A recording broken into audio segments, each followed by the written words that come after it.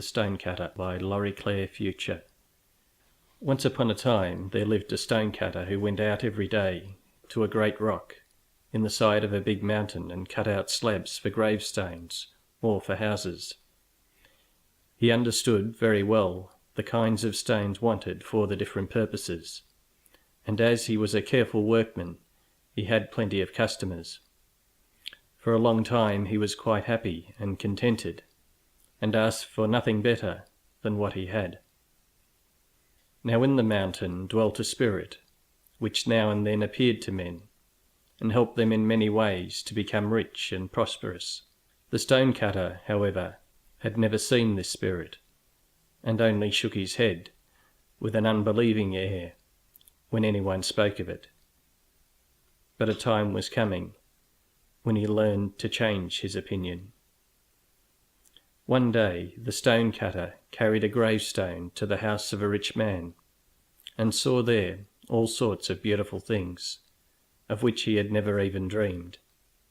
Suddenly his daily work seemed to grow harder and heavier, and he said to himself, "Oh, if only I were a rich man, and could sleep in a bed with silken curtains and golden tassels, how happy I should be."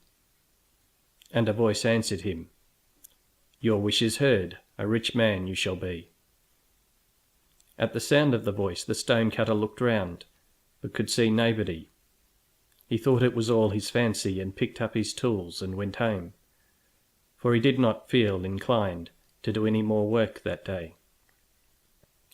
But when he reached the little house where he lived, he stood still with amazement, for instead of his wooden hut was a stately palace, filled with splendid furniture, and most splendid of all was the bed, in every respect like the one he had envied.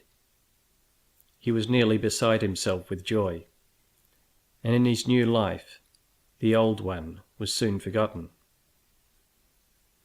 It was now the beginning of summer, and each day the sun blazed more fiercely. One morning the heat was so great that the stonecutter could scarcely breathe, and he determined he would stop at home till the evening.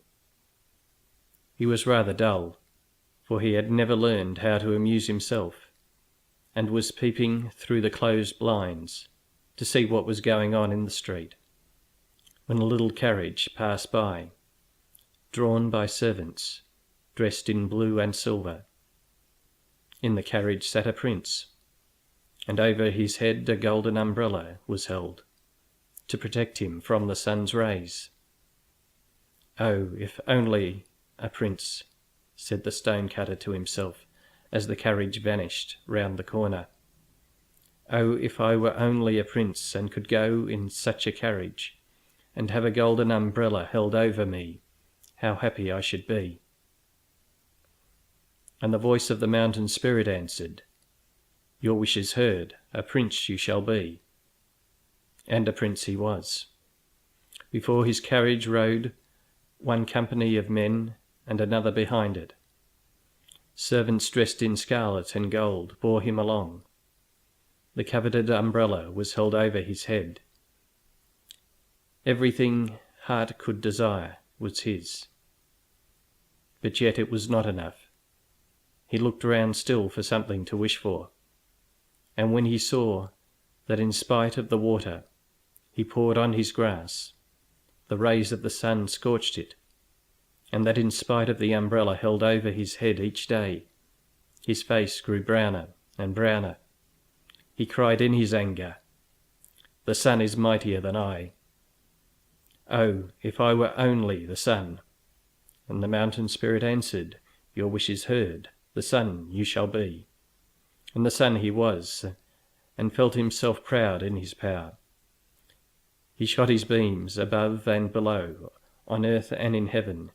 He burnt up the grass in the fields, and scorched the faces of princes, as well as of poorer folk.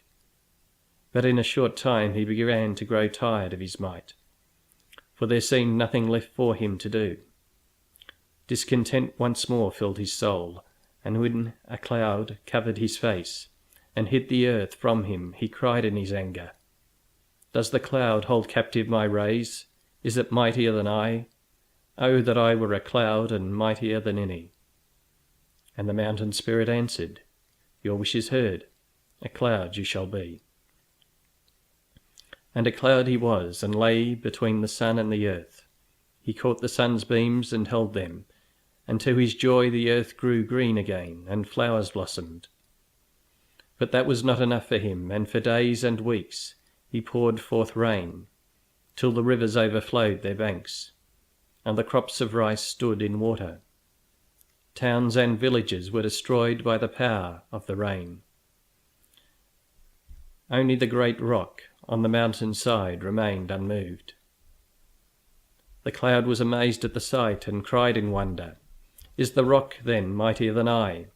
Oh, if I were only the rock! And the mountain spirit answered, Your wish is heard. The rock you shall be. And the rock he was, and glorified in his power. Proudly he stood, and neither the heat of the sun nor the force of the rain could move him. This is better than all, he said to himself. But one day he heard a strange noise at his feet. When he looked down to see what it could be, he saw a stone cutter driving tools into his surface. Even while he looked, a trembling feeling ran all through him, and a great block broke off and fell upon the ground. Then he cried in his wrath, Is a mere child of earth mightier than a rock? Oh, if I were only a man! And the mountain spirit answered, Your wish is heard. A man once more you shall be. And a man he was, and in the sweat of his brow he toiled again at his trade of stone cutting. His bed was hard and his food scanty, but he had learned to be satisfied with it, and did not long to be something or somebody else. And as he never asked for things he had not got, or desired to be greater and mightier than other people, he was happy at last, and heard the voice of the mountain spirit no longer. End of chapter 1.